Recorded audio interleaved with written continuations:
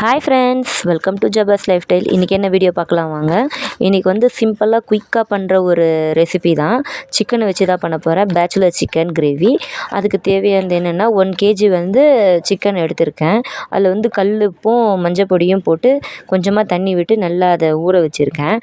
நம்ம செய்கிறதுக்கு முன்னாடி தண்ணி விட்டு இந்த மாதிரி வச்சிட்டோம்னா நீச்சு ஸ்மெல் வராது, ஆரோக்கியமாகவும் இருக்கும். ஒரு நம்ம கிச்சனில் சமைக்கிறதுக்கு முன்னாடியே இதை ரெடி பண்ணி வச்சிடணும் இந்த மாதிரி எப்போவுமே. அப்புறமா 2 to 3 டைம்ஸ் வாஷ் பண்ணிவிட்டு நம்ம போடும்போது நல்லாயிருக்கும், ஹெல்த்தியாகவும் இருக்கும். அப்புறம் வந்து பேன் எடுத்து வச்சுருக்கேன்.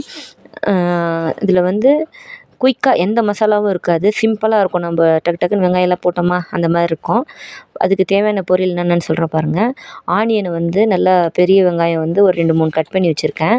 அப்புறம் பட்டை, லவங்கம், கிராம்பு, கொஞ்சமாக குழம்பு பொடி, சிக்கன் பொடி, இஞ்சி பூண்டு பேஸ்ட்டு, தக்காளி, எண்ணெய், அப்புறம் மிளகுத்தூள் எடுத்து வச்சுருக்கேன். இவ்வளோ தான் சிம்பிளான இன்க்ரீடியண்ட்டு.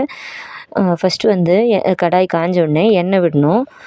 நீங்கள் எண்ணெய் இல்லைனா நெய் கூட விட்டுக்கலாம், கொஞ்சமாக நல்லாயிருக்கும் டேஸ்ட்டு. நான் மொத்தமே எண்ணெயை விட்டுருக்கேன், கோல்டு வின்னரு.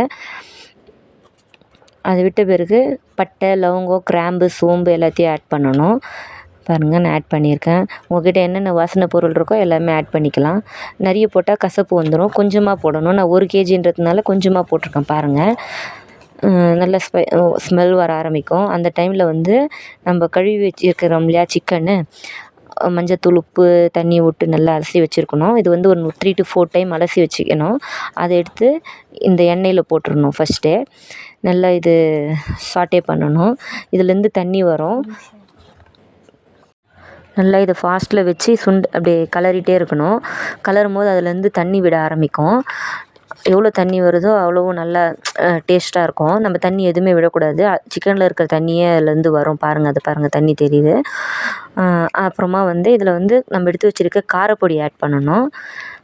பாருங்கள், நான் வீட்டிலே அரைச்சி வச்சுருக்க மிளகாய் பொடி ஆட் பண்ணியிருக்கேன். உங்களுக்கு தேவையான அளவு நீங்கள் ஆட் பண்ணிக்கோங்க. நான் கொஞ்சமாக போட்டிருக்கேன், 2 ஸ்பூன் இருக்கும், அவ்வளோதான் போட்டிருக்கேன். அப்புறமா தனியா பொடி எதுவுமே தேவையில்லை, வெறும் இந்த காரப்பொடி, கொஞ்சமாக சிக்கன் மசாலா ஆட் பண்ணாலே போதும். இதுக்கப்புறம் நான் வந்து கட் பண்ணி வச்சுருக்க ஆனியன்னு, தக்காளி எல்லாம் ஆட் பண்ணுறேன். நல்லா ஒரு 2 ஆனியன் வந்து கட் பண்ணி வச்சுருக்கேன் பெருசாகவே. தக்காளியும் 2 பெருசாகவே கட் பண்ணி வச்சுருக்கேன். கொஞ்சமாக இஞ்சி பூண்டு பேஸ்ட் எடுத்துருக்கேன். அவ்வளோதான். இதை அப்படியே நல்லா வந்து கிளறி விடணும். சிக்கன் மசாலா பொடியும் அப்படியே ஆட் பண்ணணும். ஆட் பண்ணிட்ட மேலே நல்லா இதை கிளறி விட்டோம்னா நல்லா கிரேவி அது கன்சிஸ்டன்சிக்கு வர ஆரம்பிக்கும். அப்போ வந்து கொஞ்சம் கொஞ்சமாக தண்ணி விட்டு, நம்மளுக்கு எவ்வளோ தண்ணி வேணுமோ அவ்வளோ விட்டு கிளறிட்டு மூடி விடணும். அது பாருங்கள், 10 to 15 மினிட்ஸ்லேயே ஆகிடும் இந்த சிக்கன் கிரேவி. நல்லாயிருக்கும். இந்த மாதிரி செய்யும் போது செம்ம டேஸ்ட்டாக இருக்கும். தேங்காய் எதுவுமே தேவைப்படாது, மசாலா அரைக்கணும் அந்த மாதிரி விஷயம் எதுவுமே இல்லை. பாருங்கள், 10 மினிட்ஸில் சிக்கன் கிரேவி ஆகிடுச்சு. அவ்வளோதான். லாஸ்ட்டாக கொத்தமல்லி, கருவேப்பிலை தூவிட்டு மிளகு ஜீரக பொடி தூவிட்டேன்னா பேச்சுலர் சிக்கன் கிரேவி ரெடி. இந்த வீடியோ எல்லோரும் பார்த்துட்டே இருக்கீங்க ஃப்ரெண்ட்ஸ். மறக்காமல் சப்ஸ்கிரைப் பண்ணுங்கள், லைக் பண்ணுங்கள், ஷேர் பண்ணுங்கள், கமெண்ட் பண்ணுங்கள். அவ்வளோதான் ஃப்ரெண்ட்ஸ். நெக்ஸ்ட் வீடியோவில் பார்க்கலாம். பாய்.